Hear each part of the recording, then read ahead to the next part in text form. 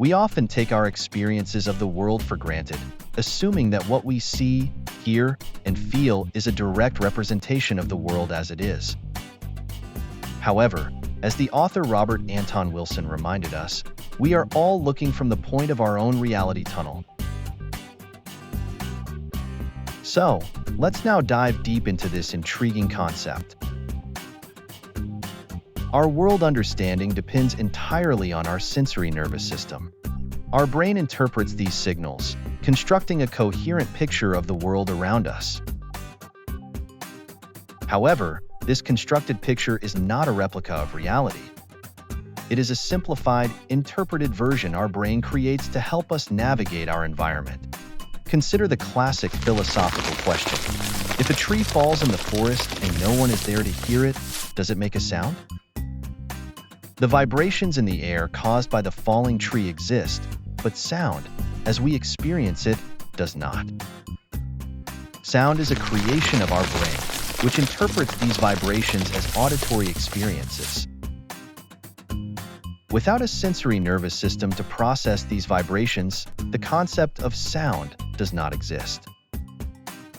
This illustrates that our experience of sound is not an inherent property of the external world but a product of our sensory interpretation. Similarly, think about the color of the sky. We perceive the sky as blue because our brain assigns the color blue to light waves with a wavelength of around 475 nanometers.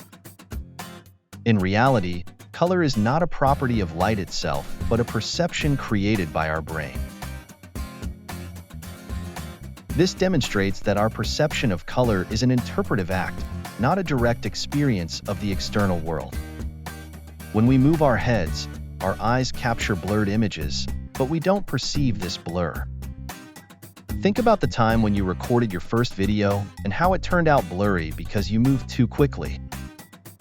Our brain edits out the blur, giving us a stable and clear view of the world. This process, known as saccadic masking, shows how our brain actively constructs a coherent and stable experience from fragmented and chaotic sensory inputs. As Robert Anton Wilson explained, we believe what we see, and then we believe our interpretation of it. We don't even know we are making an interpretation most of the time. Wilson went on to say that scientists may have it with their instruments, so maybe that's how we can find out what's really real. He continues, but relativity and quantum mechanics have demonstrated clearly that what you find out with instruments is true relative only to the instrument you are using and where that instrument is located in space-time. Wilson's reality tunnels suggest that our perception is always filtered through personal experiences, beliefs, and sensory limitations. Therefore, there are many vantage points from which reality can be seen, as we are all looking from the point of our own reality tunnels. Modern science supports these philosophical ideas. Neuroscientific studies show that our brain actively constructs our sensory experiences, suggesting that our perception of reality is profoundly personal and not a universal truth. Understanding that our perception of reality as a construct has profound implications. It challenges the notion of an objective reality and highlights the importance of acknowledging different perspectives. Realizing that each person's experience of the world is unique and shaped by their sensory and cognitive processes can foster great empathy. In conclusion, the world we experience is not a direct representation of an objective reality, but a complex construction created by our sensory nervous system and brain.